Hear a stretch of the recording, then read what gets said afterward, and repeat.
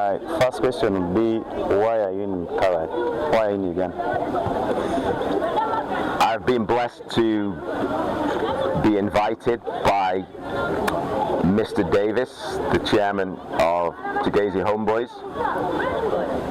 I have only a brief relationship, but we have struck up an understanding, and he asked me if I would be available because he has a passion not only for Kigezi Homeboys but for the whole region, the whole district, for involving the community, particularly in relation to football, and obviously associated with Kigezi Homeboys. But he wants to develop, he has a vision which I have only had a limited amount of time to understand, but he wants to develop football, Kigezi Homeboys, and the community, and the wider community, so that everybody can benefit from this vision. And he said to me, as a coach, would you be interested in coming over to, and in his words, assess what we have going on in this part of Uganda? So I agreed, and that's why I'm here. So I'm here for a short time, and we've been able to fill a lot of things in that short period of time, and this is my last day. So if that answers your question, Andrew. Yeah, thank you so much. So what have you been able to assess for the few days you've been here, especially when it comes to football development and Kawai at large and Kigezi region sub-region? So I think the best way to answer that question is to start to say that Mr. Davis and Brian, the CEO of Kigezi Homeboys, have organised a full itinerary where I've met obviously the coaching staff and the players of Kigezi Homeboys as a representative of this town, this city. I've also met what you might call the representatives or the administrators, the women's football, Uganda FA, schools representatives, school sports, referees association, and I've heard all their stories and their narratives and their challenges and what it is they're looking to achieve, Andrew. And then I watched the game yesterday and met the supporters, so I've got an understanding of the passion for the people for the game. I've also been blessed with an opportunity to meet some of the amazing work that goes on at a place called Grace Villas, which helps girls who need help with education. And today I've been blessed to come along to meet all the great coaches who have their own academies, and all the boys and girls who participate, which at the end of the day, as far as I'm concerned, is why we're all here, to help them and give them opportunities to have a good life. And so, wow, in terms of what have I assessed, Andrew, what I've agreed with Mr. Davis on behalf of everybody is that I will go away, I will just gather information, and I will go away, and then we'll have further conversations to see how we can develop so that everybody can have some value out of it, whether primarily it's the young boys and girls, the coaches who are developing their academies, obviously the Kigezi Homeboys Club, but the wider community. So it's an assessment process, and I'm only at the beginning of that, Andrew. So if that answers your question about. Yeah, sure. I'm Alex Biakaton. I'm the communications officer, but also a sports enthusiast.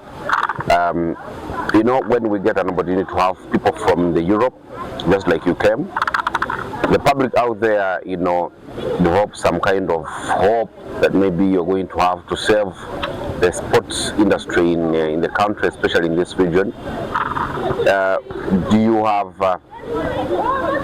Can the public out there have hopes that maybe your coming is going to add something to the sports industry in terms of maybe having our kids, join academies outside the country, like in Europe, And what generally do you promise that you're going to add to the sports industry?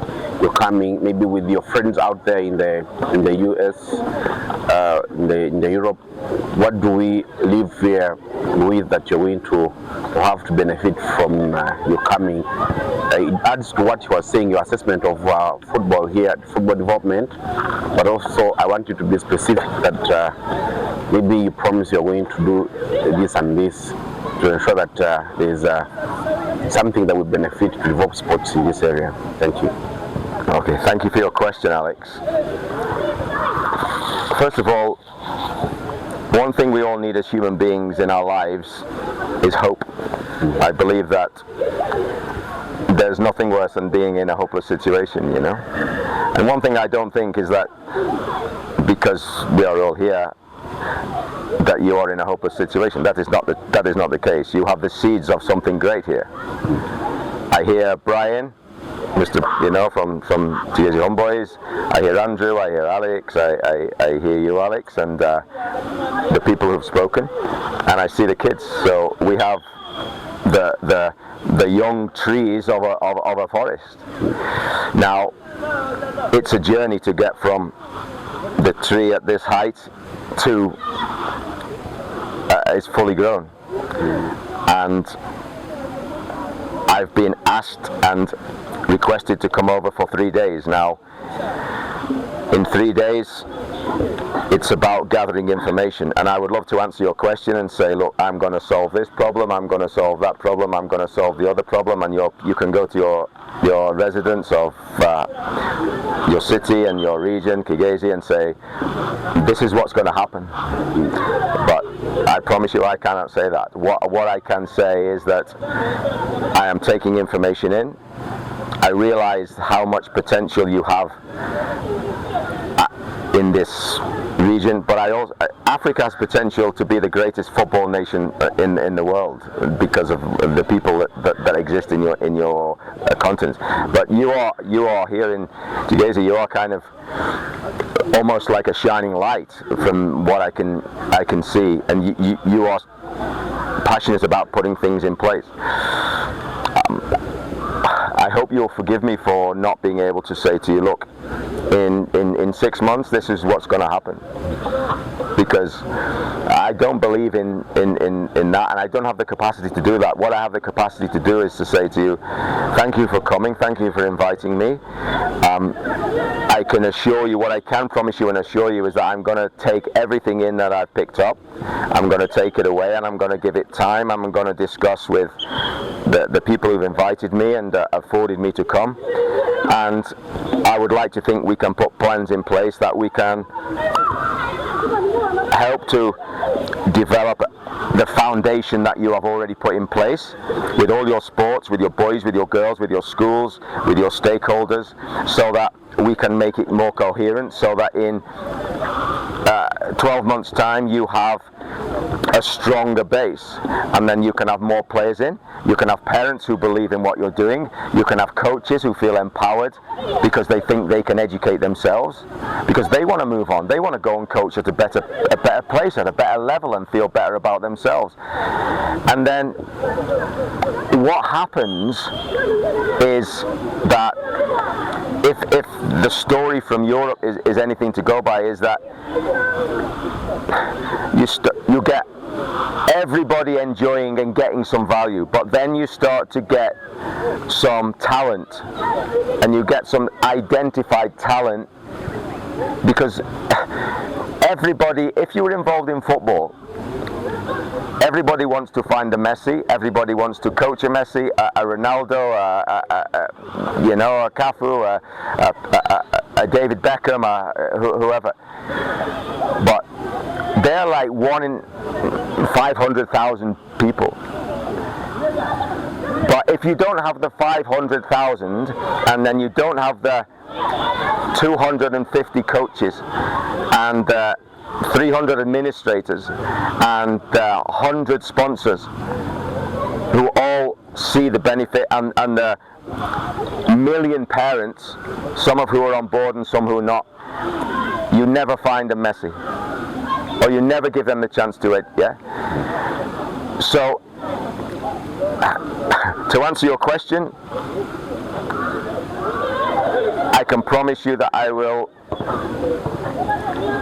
give it my best in terms of taking this information away, working with the people who've invited me, and seeing where we can take it so that every person who wants to can get some value out of it, and if there's anything that I can facilitate, and it's not about me, I'm just blessed to be here, I can assure you that I will do what I can, but I am really sorry I can't give you a concrete answer, and I hope you understand that, Alex. My name is Michael. I do work with Hope Radio.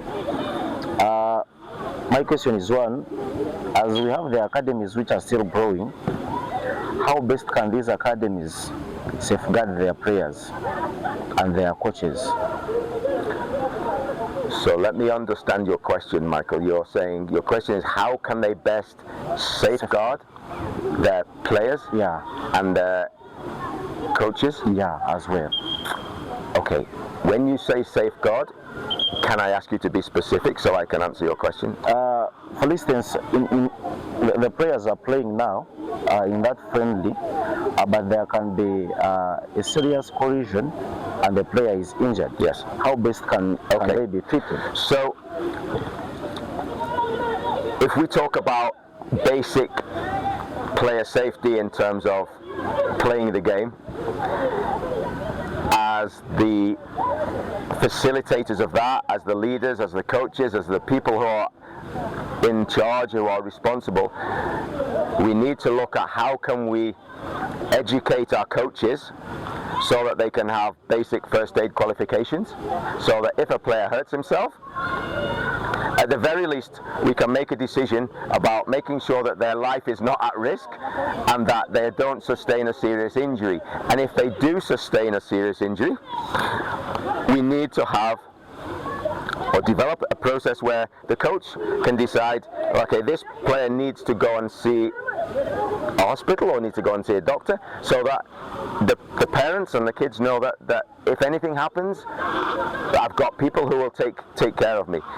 In the UK, we have coaches who have a basic understanding and they know whether they can let the player continue or they know whether it is outside their scope of understanding and they need to see a physiotherapist or a doctor. Now, I understand that even in the UK, these things are not available all the time, and in some places they are more available than others. So we need to, again, that comes under coach education, Michael, to start with. And then the second thing about safeguarding in the UK, we are very serious about making sure that the players' safety from when even when they're on their way to training, we know where they are, we know they can get there safely, they can have fluids, they can have something to eat, and we are not expecting young people to be at risk.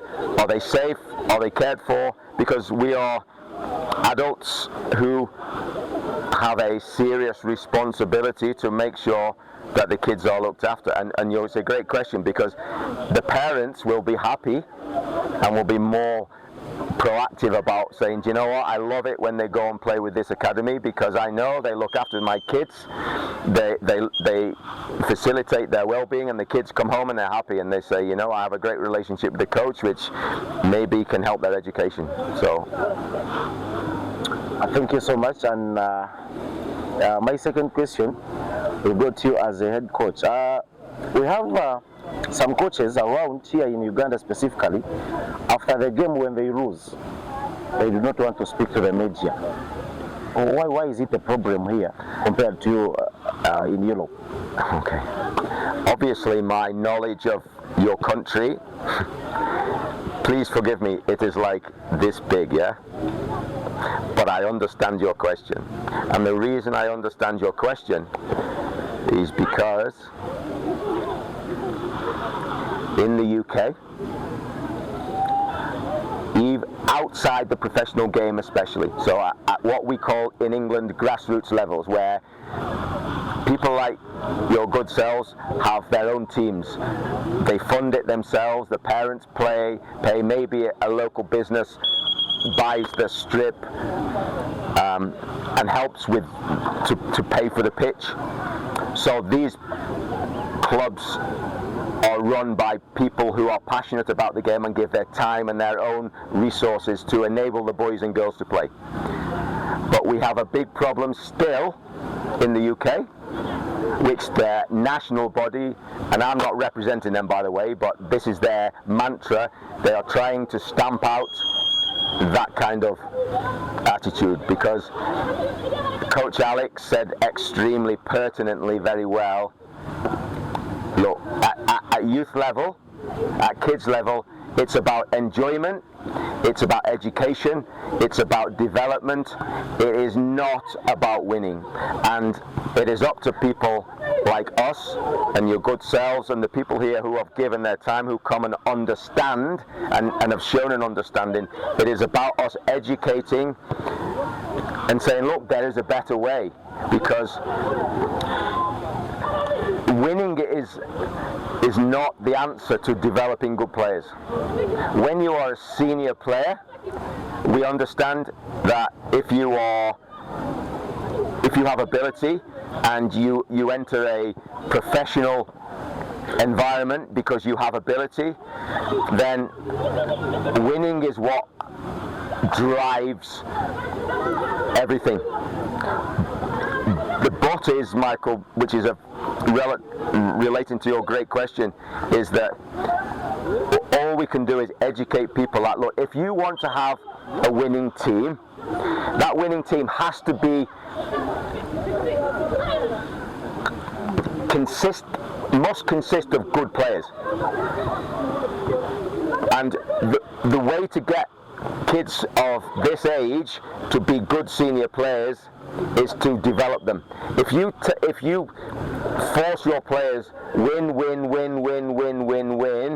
you won't get good players.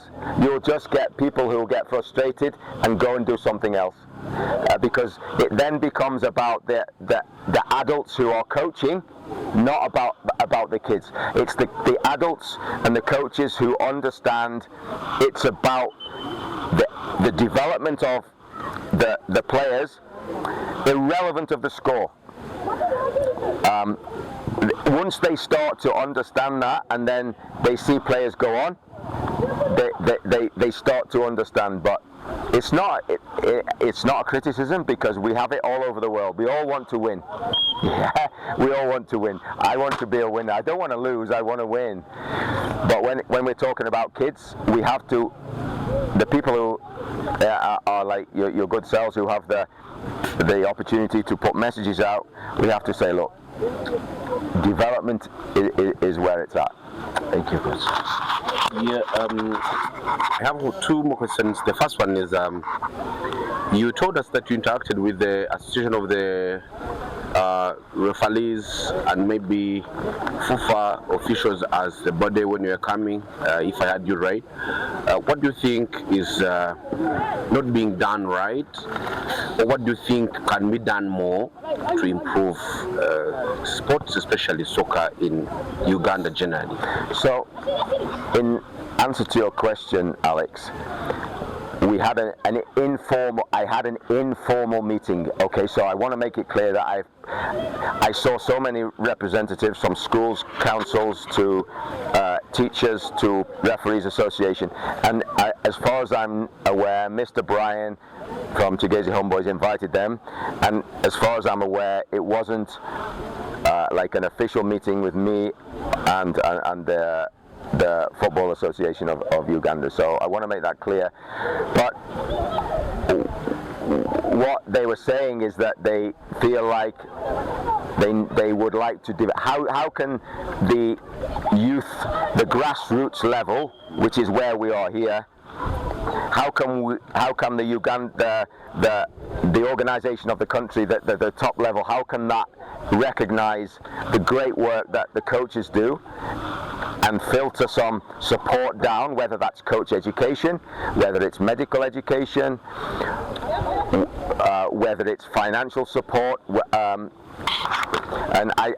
because I am extremely naive about the Ugandan Football Association, I don't know anything about it. I don't know. All I know is what I've seen in the last 3 days. So I am coming from a naive situation. So I'm all ears and I'm trying to understand.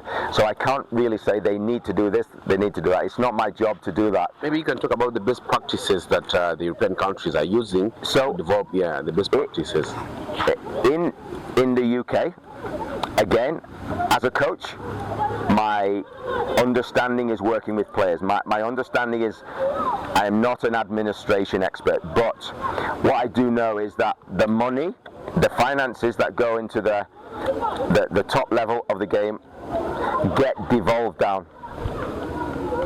So the TV money, all the money that goes into the top, the Premier League games and all that stuff, some of that gets devolved down. But even in the UK, people say it's not enough because it's only a smaller percentage, and everybody at the grassroots level would want more of that to be devolved down, because Alex, even listening to the coaches today, like, a few dollars can keep a small club going for 1 year. Yeah. So I think it's the same the world over. But maybe, and it is a maybe, all there, and I'm trying to find out, are there conversations that can go on where the Ugandan, the people who are responsible for the game in Uganda, which I haven't met really, I've just met a few people locally, that can be, relationships can develop so they can see what's happening here in Kigali and what Kigezi Homeboys are doing and the other academies, and say, wow, they deserve some support, I think that's an ongoing project. And then finally, we've had situations where we have talented players, but then who along the way go astray in terms of maybe they're taken away by drugs. Some of them, they get, illusion in behavior, and they end up, having their skill, die out. What message do you have for them? That is my final question. So, if it's any thank you for that again, Alex. If there's any consolation, we have the same thing in the UK. So, it's not specific to any country, it's human nature. And there are many reasons, I believe, for people who have talent who don't make it. If you go around in England and if you went to England, Alex, and maybe you've been, I don't know, and you just went around and spoke to 500 guys of maybe 18 to 30 age group. You would find some people there who said, oh yeah, I was at Liverpool Academy, I was at Manchester United, I was at Tottenham, I was at and Chelsea, Millwall, Brentford, any club you imagine. And they said, but I lost my way. Maybe I started to go out and find girlfriends and boyfriends and started to have, I lost my education way, I did certain things. So it's a universal principle. And what's the answer? Somewhere the answer lies in coaches who understand, who can keep a player engaged. Because if you ever found anybody in your life, or have you ever had anybody in your life who you would say, I would walk to the end of the earth for that person? You can maybe think, I've been lucky enough in my life to have people that have kept me focused on something, because I actually respected them and I believed in them. And the coaches here and you guys, you're the people who are those shining lights. You don't know it, but you have people who go, little kid who doesn't say anything to you, the little girl who doesn't say anything to you, the boy who walks 10 kilometers or whatever, he goes, oh, I think Andrew, or I think Alex, or I think he can show me a way. So we have to have that relationship. I've seen all the passion and the commitment of the coaches, the schools, because the better educated, look, you know, being in an organisation, an educational organisation, keeps people, for me, keeps them on board. And then having the parents, like, look, this isn't about trying to solve every social problem that involves in the UK or in Uganda or in Scandinavia, but the better the parents understand, the more chance we've got of keeping the kids on a track.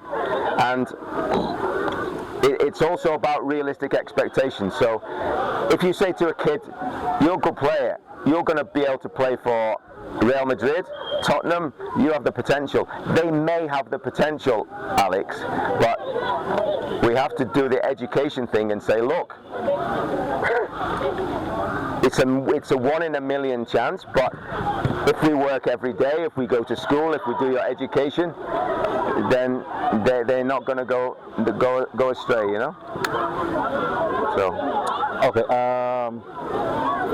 Another question for me is, I really want to understand you, that you've been here for a few days.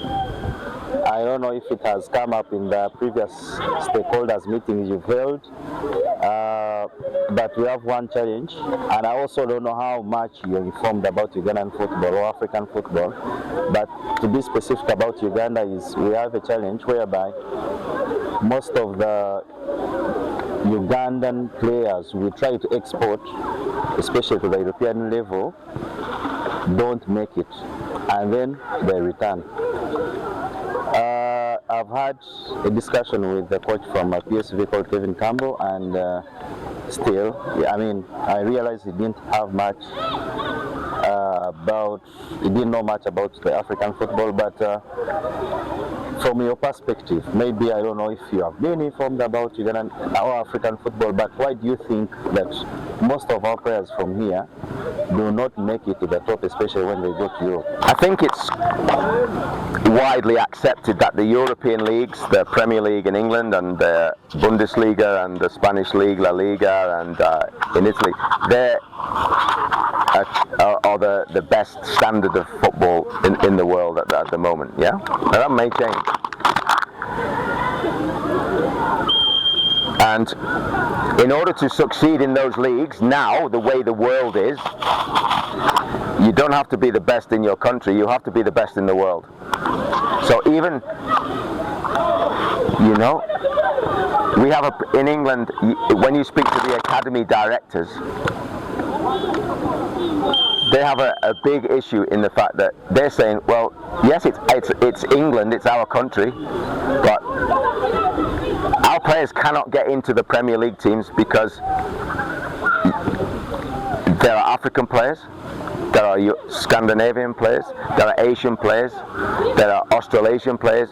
So you have to be the best in the world, Andrew, not just the best in your country. And what players, when you are playing in your own country with your own people and with your own club, it's only when you go to the next level that you go, oh my days, this is a different level altogether.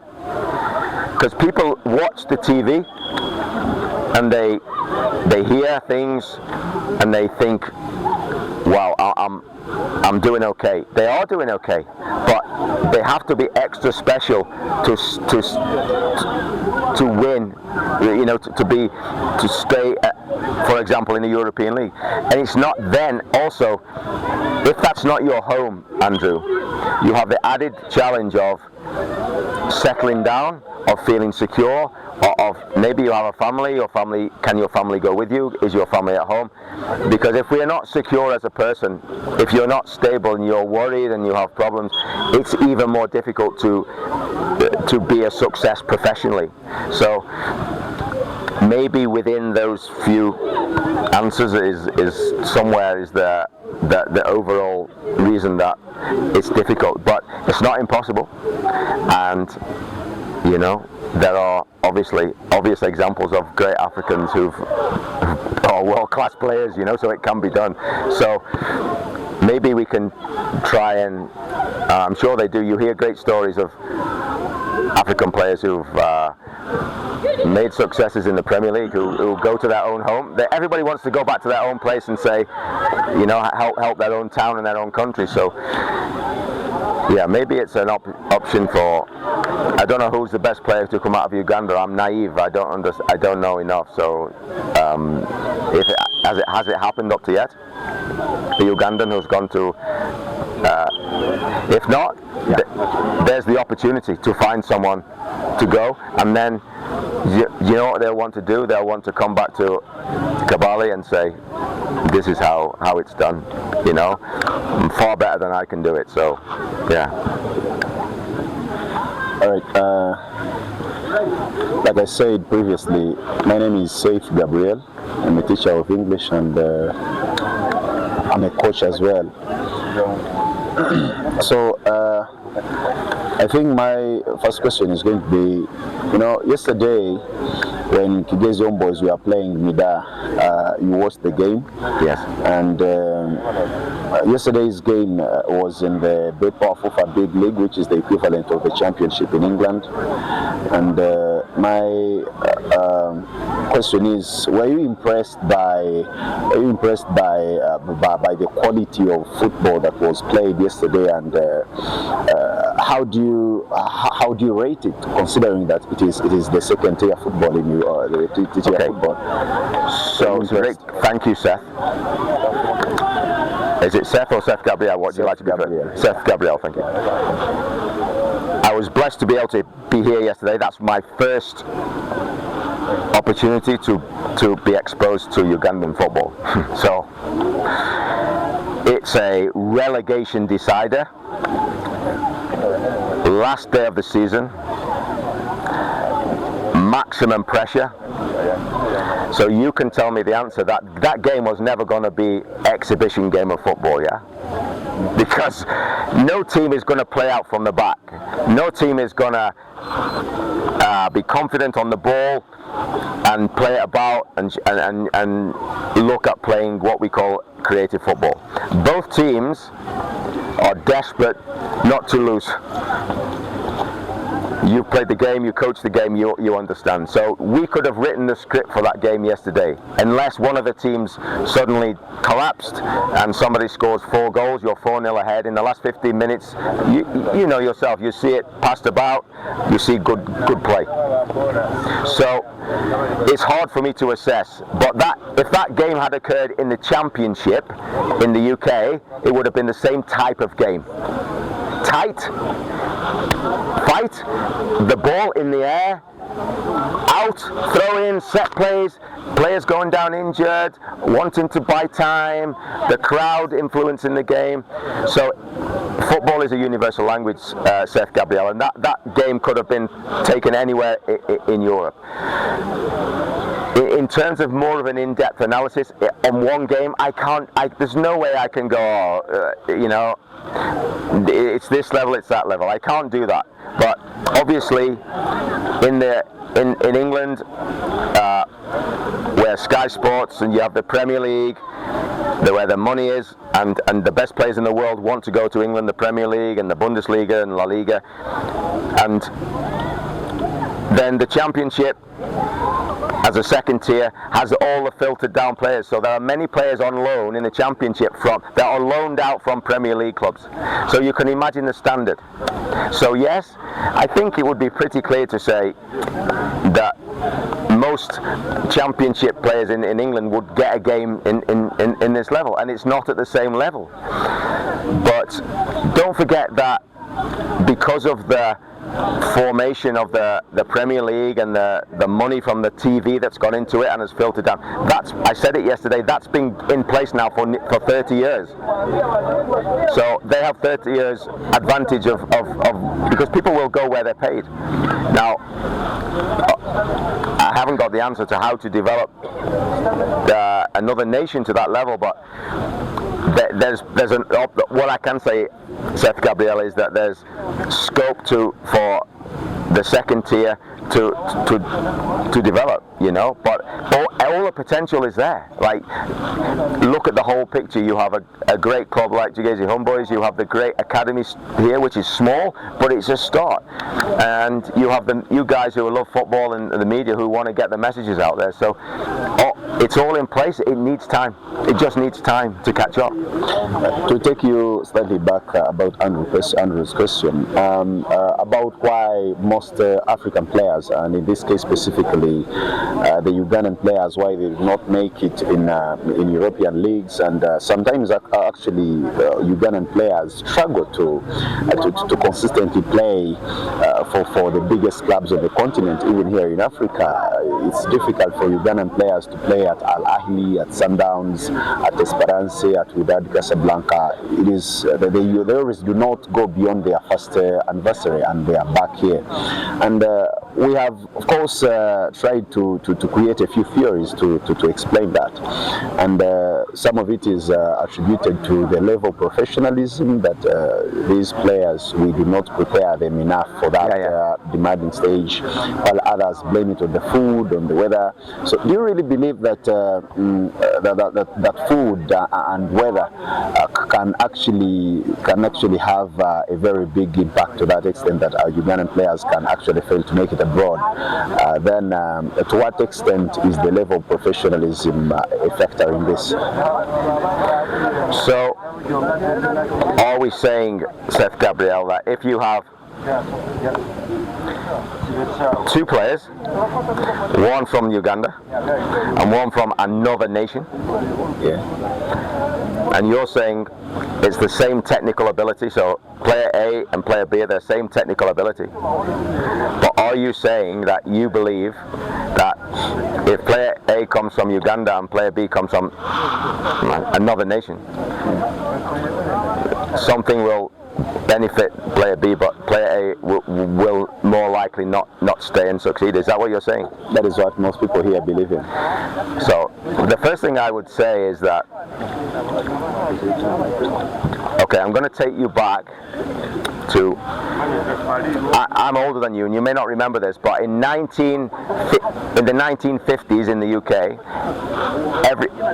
everybody believed that it was totally impossible to run 1 mile, which is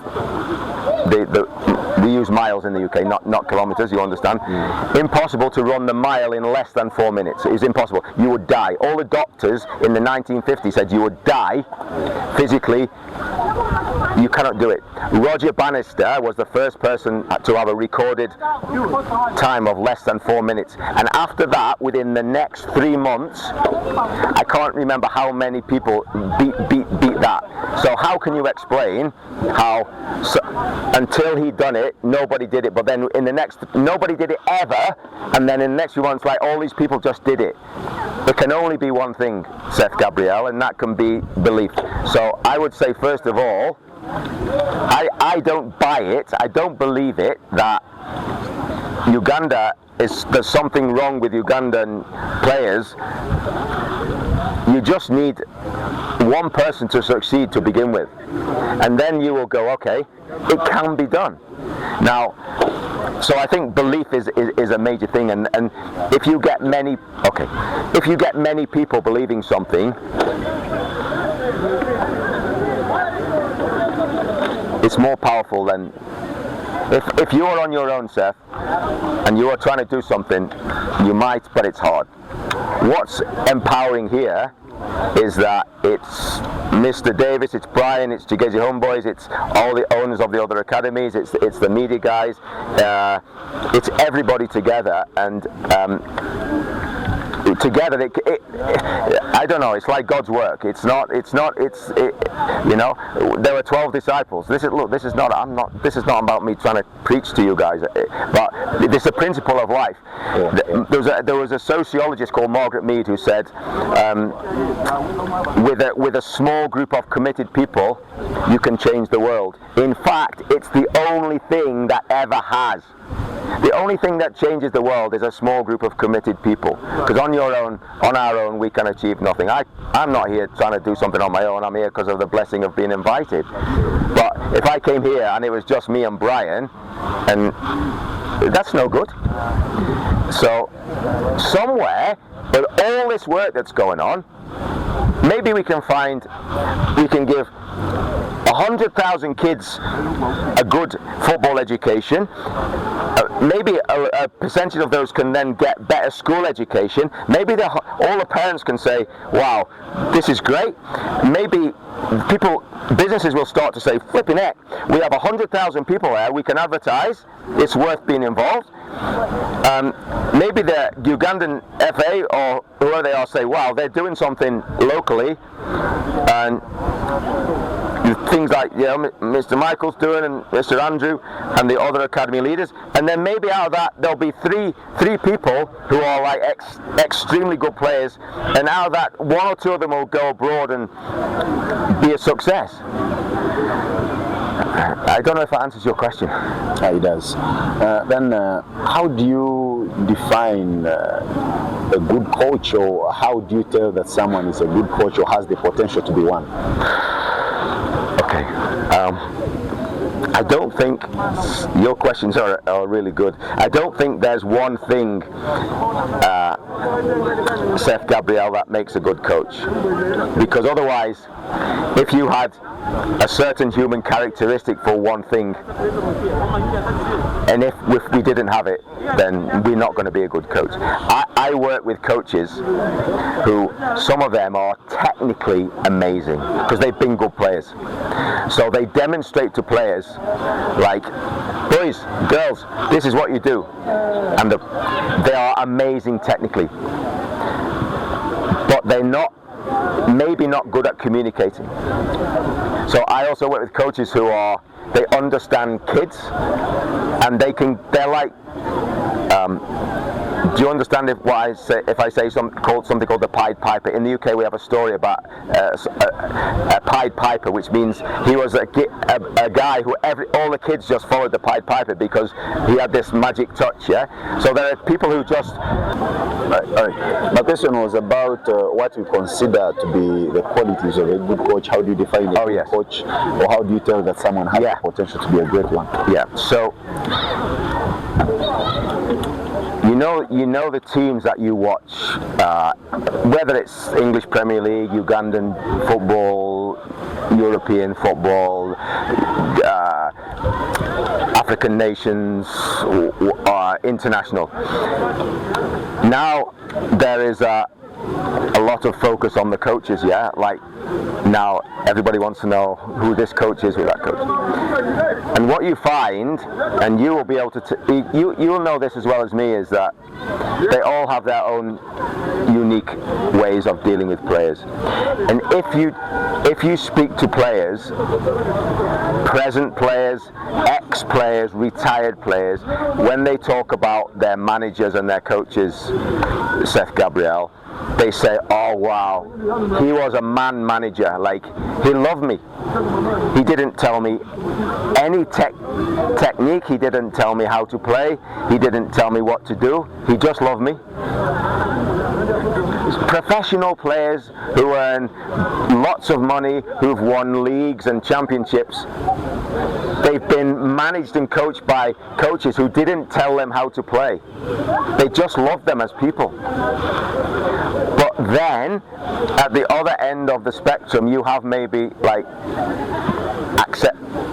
Pep or Jose Mourinho, who are like master tacticians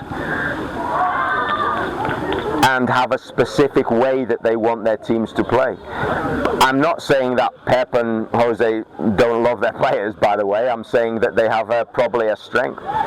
Then you have other managers who are very distant and almost very strict with their players.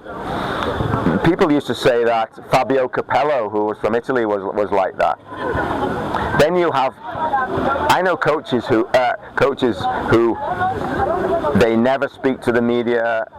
They don't say much to players, but they love to be on the grass, and they put on unbelievable foot sessions, their design, and that is their strength. So I think there's something for everybody, because we can't all be masters of everything. We all have our own unique abilities. Like all you guys have your own characters, your own strengths, your own beliefs, and you can do for people and players and young people things that the guy next to you can't do and that I can't do, because you have your own abilities. So I think there's no one thing, Seth Gabriel. And another issue that I would like you to share with us is when it comes to youth development, here we realize that schools play a very important role when it comes to football development, because you realize that here we have more schools than academies. So I would like to pick your experiences from the UK. What relationship do academies in the UK have with schools? Yeah. And are there any gaps that you think should be filled here? You know, what can we possibly do from them, and we improve it in our setup here? Okay, great question. So you have to understand that in the last 3 decades or 4 decades, 5 decades, it's a long time, football has developed in the UK at a rapid rate because of the way that the top level's been structured, and it's filtered down. So that football has become such a big thing that the education system and the schools had to fight to make sure that the kids who are good at football weren't just like going and playing football because they said, oh, I'm going to be a player. Because what happens if they break their leg? What happens if they have a cold? What happens if they drop off? Who was talking about players dropping off? Somebody said Alex. So we are absolutely, or the nation and the people involved at the professional level in sport, in football in the UK, one of the things they are absolutely serious about is that there is a focus on education before football, so that alongside the football talent, that people come out and will not just drop out and have no understanding of the world, that they can't make a living any other way. And schools, academies, all academies in the UK have very, very, very strong developed. It's taken time, Seth Gabriel, to develop it, but they have developed relationships with schools, because we know that's the only way. Because all parents want their kids to have an education, because all parents want their kids to do better than they have. Because if my kids went to a football academy but they were missing out on their education, I would say no football education. All parents would do the same who love their kids, yeah? So it's taken a lot of work and a lot of time, where professional academies now have and they've had them for a long time, have education officers who make sure that they link relations with the schools, so that the parents are happy and the kids know they can't get away. Because if you get a good boy, or especially boys, or a good girl, but you get a good boy, they think they're going to be, and everybody says, oh, you're a good player, and they know they're a good player. They're harder work educationally, because they have to say, listen, you still have to focus on your school. So, Seth Gabriel, it's a great question, and that's where I see so much potential in this country, listening to Mr. Michael and Mr. Andrew talking about, because without the schools, we can just forget it. Because otherwise you're just playing on a Saturday, Sunday, and the schools are not bothered about what we're trying to do in football. And what should happen is that it's a symbiotic relationship, so that it's like it's a husband and wife, and it creates, success together. We want people who are good players and enjoy the sport, but also our educators. Or we don't just want one or the other. We want both, and we have to work together for that. All right. Finally, of course, we read this in the papers about the progress being registered by the academies across Europe, and we tend to read in the papers that the academies of clubs like Ajax Amsterdam and the rest are doing well when it comes to promoting more players to the senior teams. So I read in this that some academies actually do better than others when it comes to talent identification and when it comes to promoting young talents to the senior teams. So what are these famous academies for players? What are they doing different compared to the others? It's a great question, and I want to make sure, specifically in answering this question and related to all the questions before, look guys, I'm going to say this again to make sure that we're crystal clear. I am not representing any club, I am not representing any organization, I am not standing here as some kind of representative of Europe or any club. I'm here because I've been invited as a human being. I've been fortunate enough to be exposed to many things in football in the UK at a professional level, elite level. So if you look at, let's take Ajax. Who's the guy that everybody talks about as one of the founding fathers of Ajax Football Club? Johan Cruyff. Yeah. Now, you go on YouTube, you go on any social media channel, and you type in Ajax. Within 3 seconds, you'll have Johan Cruyff video or a blog or something, because he's the one who the total football. So since I don't know when he was born, but he played in the 1970s World Cups, and so he was is one of the world's premier players. He devoted his life to the development process, not winning, like how you develop good players. And I've never worked in Ajax, so I don't know. I just heard the stories that they worked on technique, not winning, technique, not how to have a tactic to win a game, but how do you get great at controlling the football, mastering the football, so that then you can then go into a field of play and then be put into place tactics. There are managers, coaches at other academies who you will never heard of, and I've only heard of them because I come from the country, that just do the same as Cruyff. The same philosophy. Technique, technique, technique, technique. Not winning, don't care if we lose, but technique, so that you have boys like you listen to Messi, you read about Messi, Barcelona, and involved Messi, and Pep came from like that same total football. Yeah, influenced by Johan Cruyff from Holland, in Barcelona. So remember in the last 10-20 years ago when Barcelona were like tiki-taka, everybody was going, this is unbelievable. It came from the same, because it's technique, and they had this Iniesta, Messi, and their whole team at the same time. They just had these like amazing players. So it's development, and I honestly believe, Seth Gabriel, that the answer to your question is what they've done over a long period of time is that they've put out of their mind winning, and they've put their focus on technique development of young players. And with the evolution, everybody then goes, wow, like as if it's a secret, but it's hard to do, because everybody wants to win. Yesterday of Kigezi Homeboys,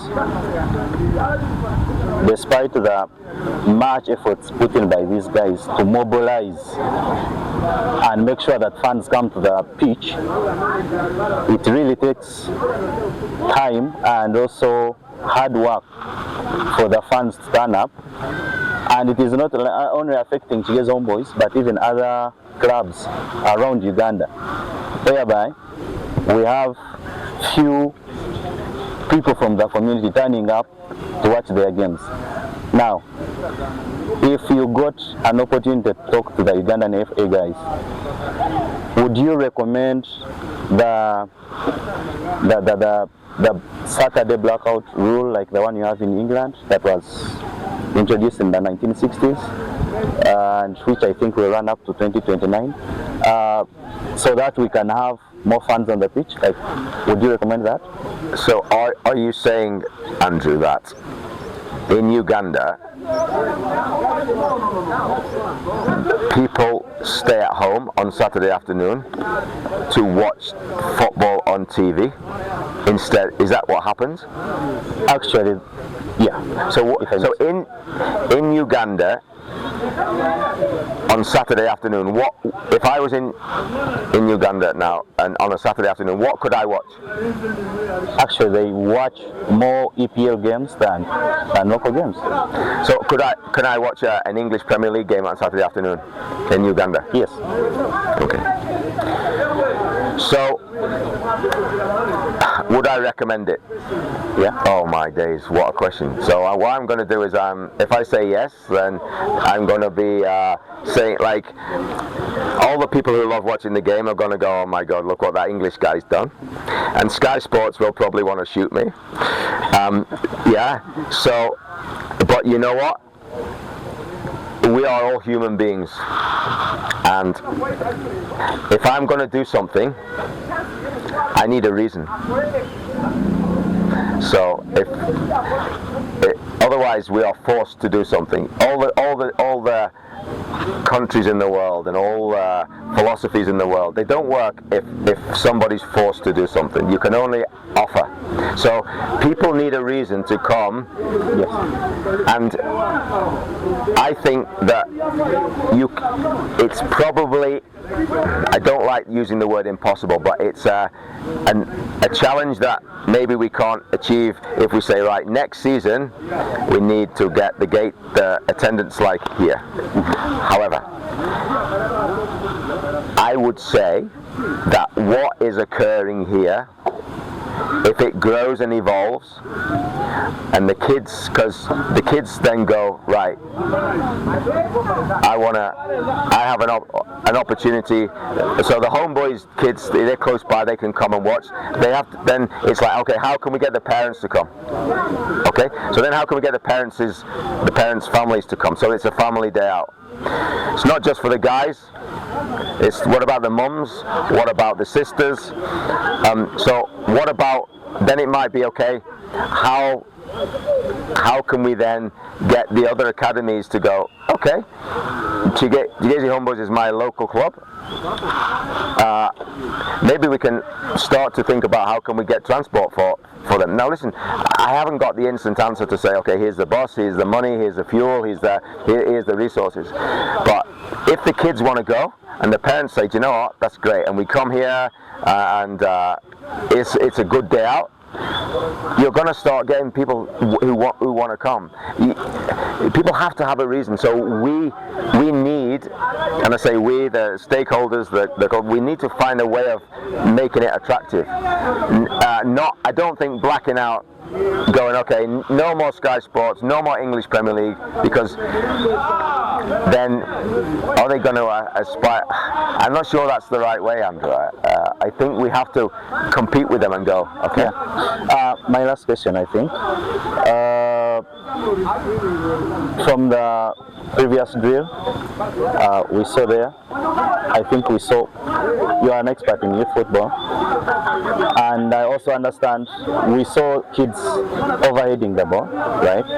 And in our previous meeting I also talked about capacity building, but what I'm trying to build up is most of our academies and players and coaches, we make kids overhead the ball, and overheading it, like we head the ball so many times in a drill. I understand there is a campaign going on in England of head safe, and also understand there is the new rules about heading on the FA in UEFA in England, which haven't been introduced here because of the dementia issue. But now, what do you think we can do here to make sure that we have the Head Safe campaign also raised, and then also so that we I think there's nothing to stop you guys who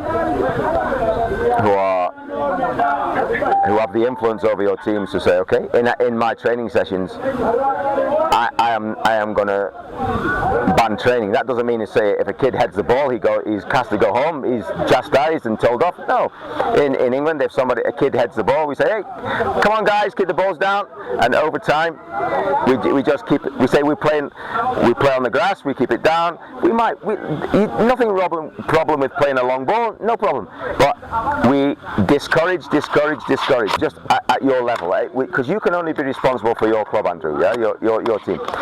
Then maybe we need to have an influence, a conversation, or conversations need to happen with Ugandan FA and say, look, this is what's happening, and this is good practice. It has rationale behind it. It has gold standard research behind it to prevent head injuries. So, but even in England, it's taken how many years of people complaining about it to say, we need to do something. And at last we've started. So, but it's a process, Andrew. It can't happen overnight. But I think you start with your club. In the league, they discourage it. We talk to the referees, and the referees understand. They don't. Yeah, maybe. I don't know. Maybe they give a free kick if just an. I don't know. But we have to start somewhere, like with everything. Yeah. Okay, thank you, Coach. My questions are two, and one. Here in Uganda, we have seen teams abandoning some games just because the referee was not fair. Fans, they say the referees may be trying to officiate in a way that is not favoring their team. Don't you think match fixing, especially the referees, the coaches, has spoiled the game, especially here in Uganda and in Europe? Then another thing, Face Gabriel had talked about it. Some of our players leaving Uganda to play in other countries, and when they reach there, the people in Europe, they practice racism. Don't you think it is also among some of the things that has let our players down when they are from here to Uganda to those areas? Racism. Okay. Thank you. So you have two questions, Michael. The first one is about match fixing.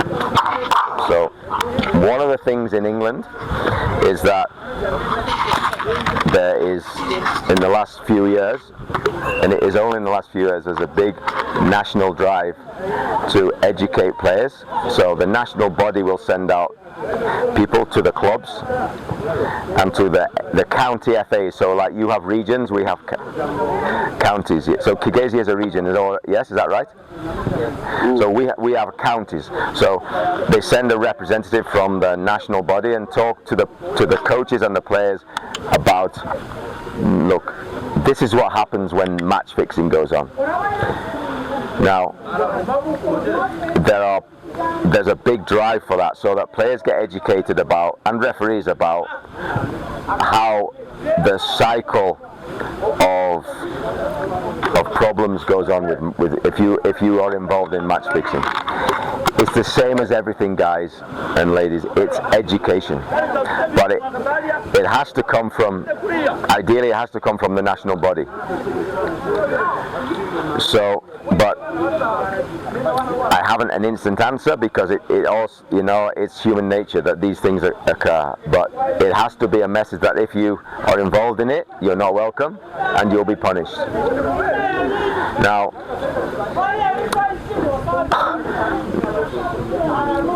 does that answer your first question?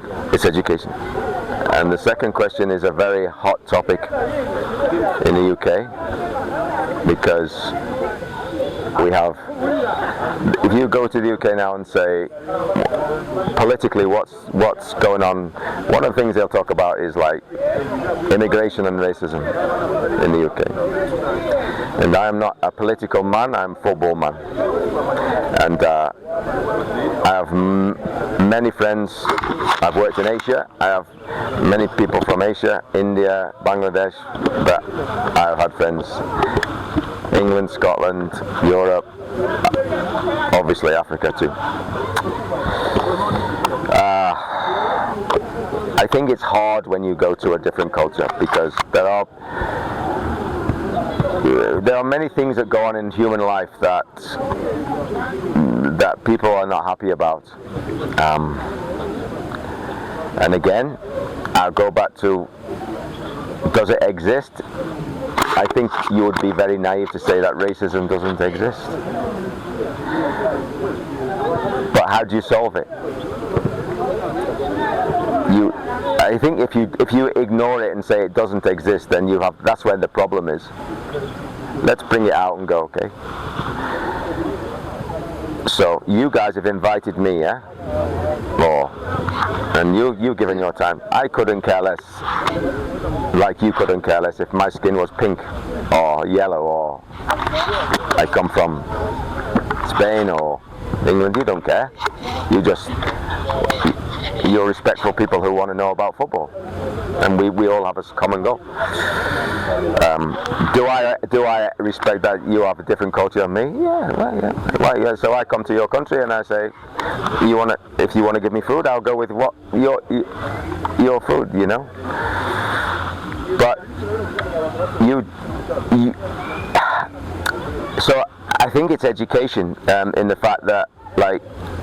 People are always frightened of what they don't understand as well, so it's like I'd probably have people that I know, if they said, where have you been? I said, I've been to Uganda. Are you not scared of going to Uganda? Why do they say that? Because they don't understand. So what's the answer? They have to be educated, they have to understand. And I say, do you know what? The same as you, same as me. Their hopes, their dreams, they have kids, they have boys, they have girls, they just want to be well off, they just want to have a good life, just like all of us. So I think that historically, if we go back to Roman times and wars have gone on and racism where people don't like people from another country, they have different values, they have different religion. You know, Michael, as well as I do, I can't solve that, and neither can you. And straight away. But what we can do is that what we're doing is we are collaborating in something, and people go, well, if they can do it, then maybe we can. And if we can do it on a local level, where you embrace, you're listening to me now, and I'll go home and go, I'm humbled by the fact that I had like 4, 5, 6, 7, 8, 12 guys and Alex there and everybody else, and you just listen. You make me feel important by listening to what I've got to say, and I go home with like total respect and love in my heart. Like no matter what happens, I go, do you know what? They were like the best human beings. Like yeah, and so we are doing something, and all we're doing is setting an example, and hopefully the kids will go, wow.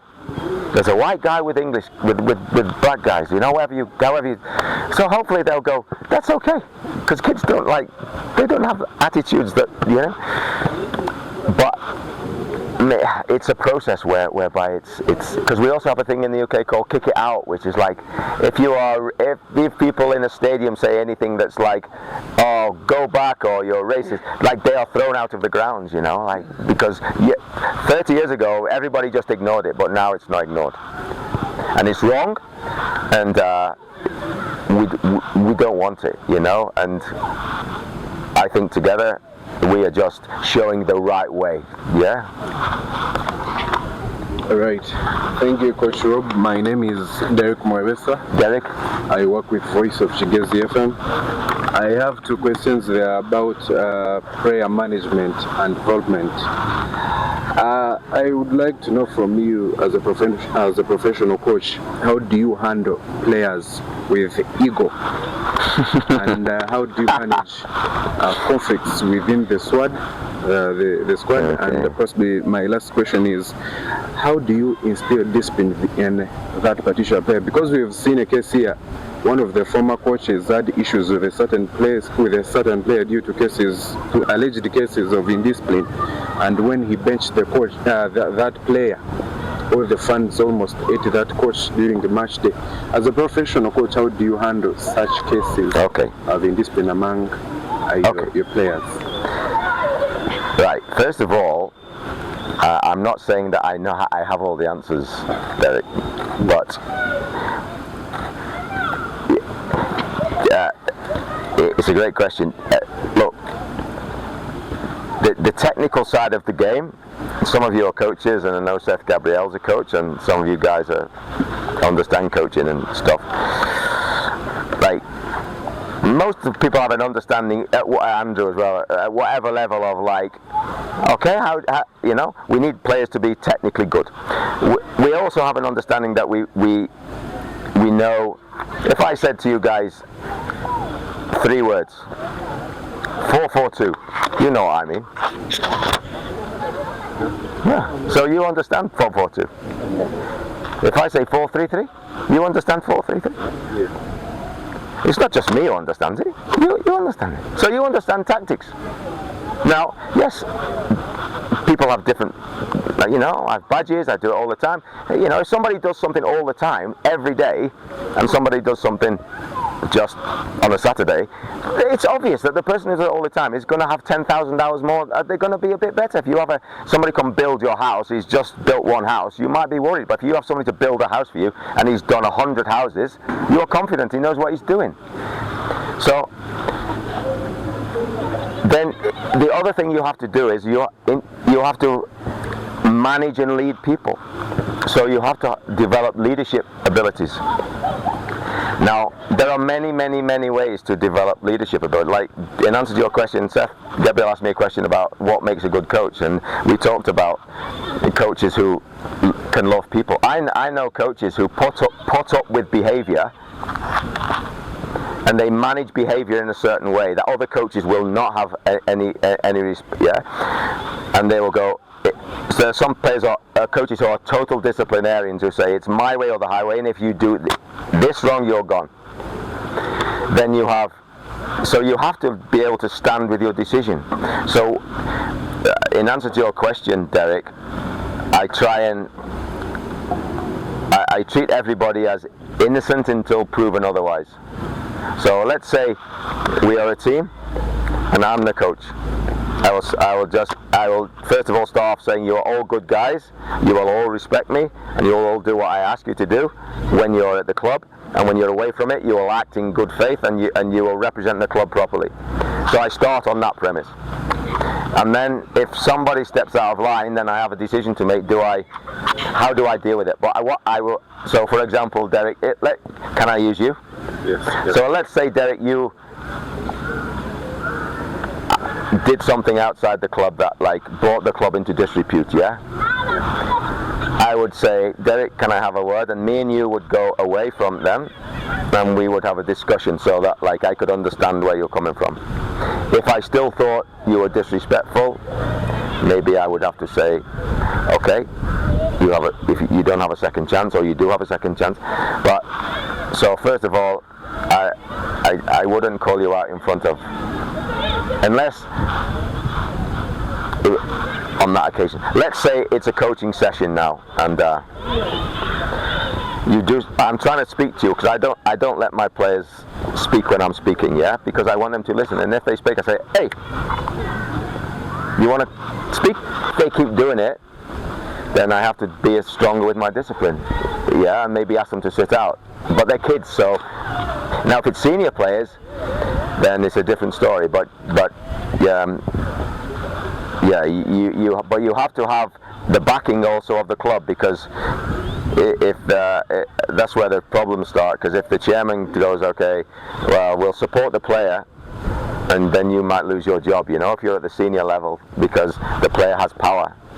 Now, that's a difficult situation, but it's political, so maybe I can't answer that question specifically because it depends on the environment you're in. But I try and treat people as good human beings to start with and hope that I get respect. If I don't, I have to deal with it, because if I just let it eat away, then before long you will say the coach nobody respects the coach, because he doesn't come training, but we train every day hard. He just turns up half an hour late, he doesn't work hard, so I have to address that, yeah? Here in Uganda, we have a problem. specifically, even in Europe, those coaches who coach countries. As a coach, Face Gabriel is a coach. How do you determine, or how do you choose a player who will represent a nation? Those players which you summon. For instance, I will use an example. If Andrew has not had a good season, but I'm the coach, you'll find Andrew will be called on the national team. Yet his season was not good. And I leave out Derek, who has been at a certain club performing very well. I leave out him and I call who? I call Andrew. You as a coach, what are some of the things do you consider when you are summoning these players? Thank you.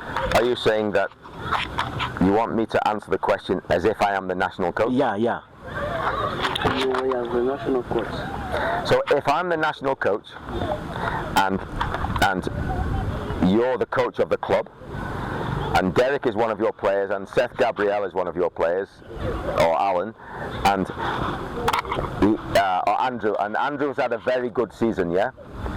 Are you saying, for example, that Derek hasn't had a good season this year? Is that what you're saying? Yeah. But I say, oh, Derek come to play for the national team. So remember that what's my job as the national coach? What do I want to achieve as a national coach, Michael? What's my objective? What is it? I need results. Yeah, I want a result because I'm working at senior level. So I need a job doing. So you know this the same as me, that you've got to pick 11 players to do a job to win a game.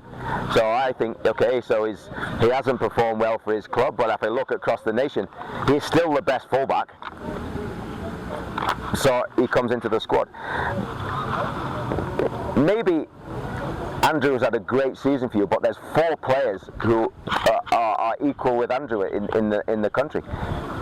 Or Andrew, I'm going to use a negative example, so please excuse me. It's nothing to do with you. It's just an example. But maybe Andrew is like an amazing player, but he is like just sometimes he upsets the other players.